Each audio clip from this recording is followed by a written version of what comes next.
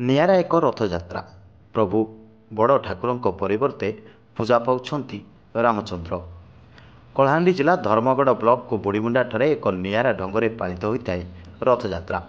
ସୂଚନା ମତେ 1992 ମସିହାରୁ ଏକ ଦଳିତ ସମ୍ପ୍ରଦାୟର ଭକ୍ତ ଶ୍ରୀ ଡିକ୍ସନ ମଙ୍ଗରାଜଙ୍କ ପ୍ରଚେଷ୍ଟାରେ ରଥଯାତ୍ରା ପାଳିତ ହୋଇଆସୁଛି। ଏଠିକାର ରଥଯାତ୍ରା ଭିନ୍ନ ଆଡ଼ୁଆଳରେ ପାଳିତ ହୋଇଥାଏ। ସାରା ଓଡ଼ିଶାର ବିଭିନ୍ନ ସ୍ଥାନରେ ଆଷାଢ଼ ମାସ ଶୁକ୍ଳପକ୍ଷ ଦ୍ୱିତୀୟା ତିଥିରେ ପାଳିତ ହେଉଥିବା ବେଳେ ଛତିଶଗଡ଼ ସୀମାନ୍ତ ଅଞ୍ଚଳ ବୁଢ଼ୀମୁଣ୍ଡାରେ ତୃତୀୟା ତିଥିରେ ବହୁ ଆଡ଼ମ୍ବର ମଉଜ ମସ୍ତିରେ ଆନନ୍ଦ ଉଲ୍ଲାସର ସହିତ ପାଳିତ ହୋଇଥାଏ ରଥଯାତ୍ରା।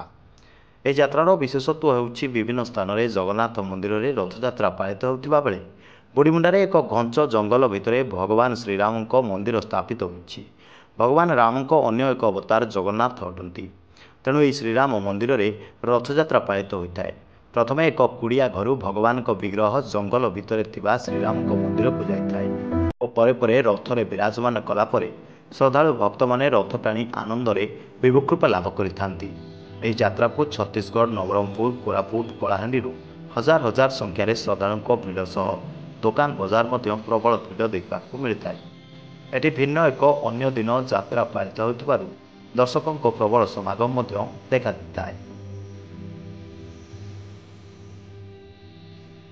କଳାହାଣ୍ଡିରୁ ସୁଧୀର ଗୋପାଳଙ୍କ ରିପୋର୍ଟ, ନ୍ୟୁଜ୍ 18+ ଓଡ଼ିଆ।